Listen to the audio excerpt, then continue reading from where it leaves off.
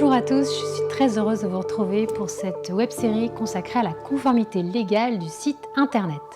Dans cette vidéo, je vais continuer à vous parler du sujet des données personnelles.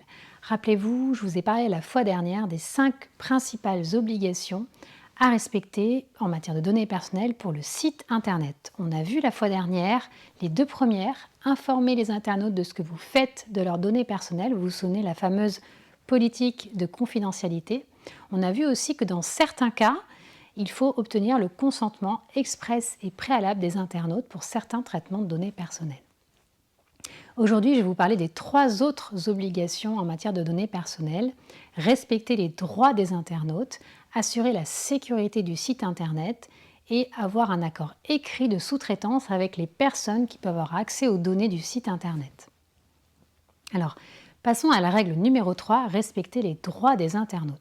Alors, il faut savoir que les personnes concernées peuvent tout d'abord vous demander d'accéder aux données que vous collectez et qui les concernent. Elles peuvent aussi vous demander à les rectifier si elles se rendent compte que les données que vous avez ne sont plus à jour, par exemple si elles ont changé d'adresse. La personne peut aussi exercer son droit à l'effacement des données ou encore le droit d'opposition, par exemple si vous l'avez inscrit à votre newsletter et que la personne ne souhaite plus la recevoir, la personne peut exercer son droit d'opposition.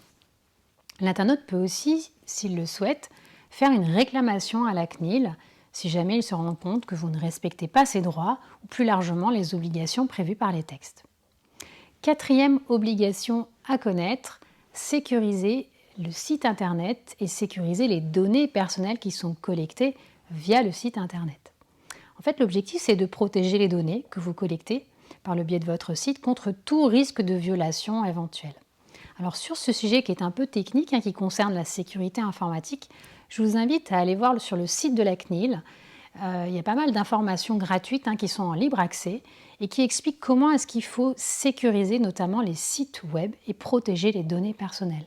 La CNIL notamment vous demande de mettre en œuvre le protocole TLS en remplacement du protocole SSL. Donc là, il faut voir avec votre webmaster et vérifier que c'est le bon protocole qui a été mis en place. Autre chose qu'elle vous demande, par exemple, la CNIL, c'est de limiter le nombre de composants, plugins par exemple, qui sont mis en œuvre sur votre site et vérifier à faire une veille, une mise à jour régulière de ces plugins.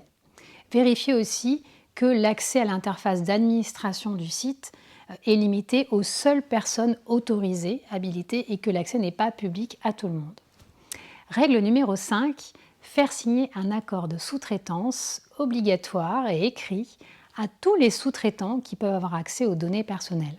Donc ça vise les webmasters, les hébergeurs, mais aussi les personnes qui s'occupent de votre référencement, de votre marketing. Toutes les personnes en fait qui ont accès aux données de votre site internet sont concernées et vous devez leur faire signer un accord de sous-traitance RGPD, c'est obligatoire. Alors vous voyez, les sanctions sont importantes, donc il faut faire attention à bien respecter les obligations. On a plusieurs niveaux de sanctions qui sont prévus par les textes. Il y a d'abord des sanctions administratives.